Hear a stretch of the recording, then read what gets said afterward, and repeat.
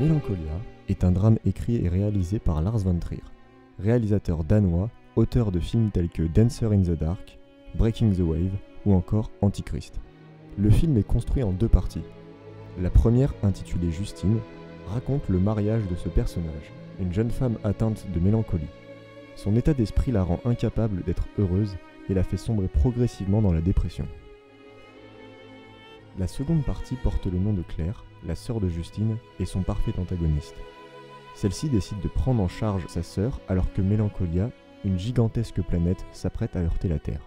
Lars von Trier évoque ainsi des thèmes tels que les relations familiales et bien sûr la dépression, la mélancolie, sujet récurrent dans la filmographie du réalisateur. Le tout sur fond d'apocalypse. C'est sur cet enchaînement de plans que s'ouvre le film. Mais alors que nous assistons à la séquence d'exposition, Lars von Trier met d'ores et déjà l'apocalypse en scène.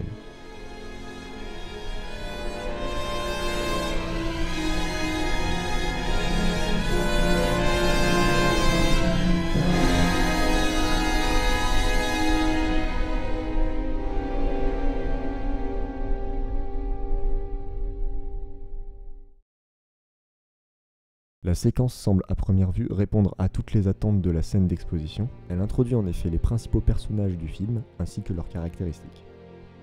Dans le premier plan de la séquence, Justine est filmée en gros plan. Le spectateur, pris à partie par le regard caméra, est ainsi invité dès l'ouverture du film à s'identifier au personnage. Il est alors saisi par ce regard vide. Ce plan semble par ailleurs imprégné par la mélancolie de Justine. La chute d'oiseaux morts en arrière-plan peut être perçue comme un paysage mental et renvoie à la dépression du personnage. Que nous dit alors le réalisateur de ce sentiment ? Il se caractérise par une pesanteur. L'idée de chute revient d'ailleurs dans l'extrait-plan avec le cheval. Cette mélancolie se caractérise aussi par quelque chose de mortifère, animaux morts, feu qui détruit, mais semble aussi être frappé par une conscience aiguë du temps comme le montre ce plan. Le personnage est-il alors écrasé par une angoisse de mort ? Chaque personnage semble être caractérisé par un astre. Justine est ainsi assimilée à Mélancolia, Claire la sœur au soleil, symbole de lucidité. Et Léo, son fils, semble caractérisé par la lune, connotant son innocence.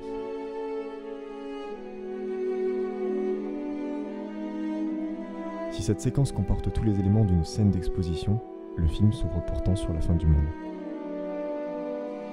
En mettant en scène l'apocalypse dès la séquence d'exposition de son film, Lars von Trier introduit une idée de boucle. Le film s'ouvre et se terminera probablement par la fin du monde.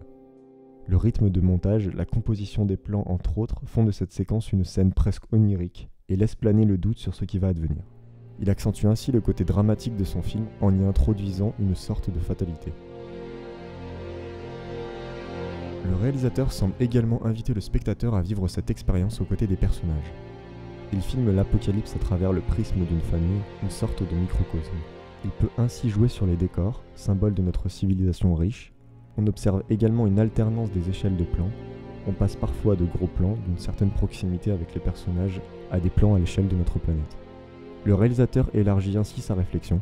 Ce n'est plus l'histoire d'un personnage dépressif, mais une civilisation entière qui est mise en avant. Lars von Trier crée ainsi une réflexion sur la vanité, la valeur de l'espèce humaine, allant presque jusqu'à la désacraliser. De plus, Lars von Trier joue avec le temps. Le jeu sur les ralentis manifeste une volonté possible de sa part de dilater le temps, de rendre le spectateur attentif à chaque détail, et renvoie surtout à une urgence.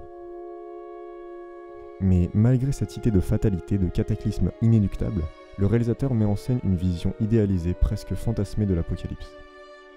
À une image de Justine dépressive, il semble opposer une Justine lumineuse, légère. D'un côté les pigeons lourds qui tombent, et de l'autre les lucioles légères qui virevoltent. De même, Mélancolia et la Terre semblent littéralement danser au rythme de cette musique, l'ouverture de l'opéra Tristan et Isolde de Richard Wagner.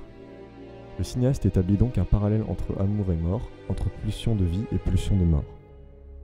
Les références à l'art sont également flagrantes dans cette scène.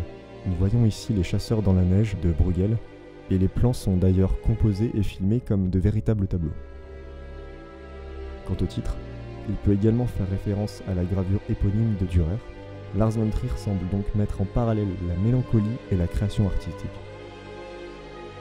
C'est d'ailleurs un état d'esprit très familier au réalisateur, qu'il a déjà exploré notamment dans Antichrist, avec lequel Mélancolia forme un diptyque. La mélancolie est une pesanteur, un anéantissement, mais aussi un sursaut de vie. une énergie et une source d'inspiration, un moteur de création artistique. Lars von Trier met donc en scène une réflexion sur la vanité, la mélancolie, mais également sur l'art, auquel il rend hommage tout au long de la scène d'exposition. Il livre une œuvre très référencée tout en y impliquant le spectateur par une esthétique envoûtante et vénéreuse, par des images sensitives qui font écho à notre pulsion de mort ou de vie.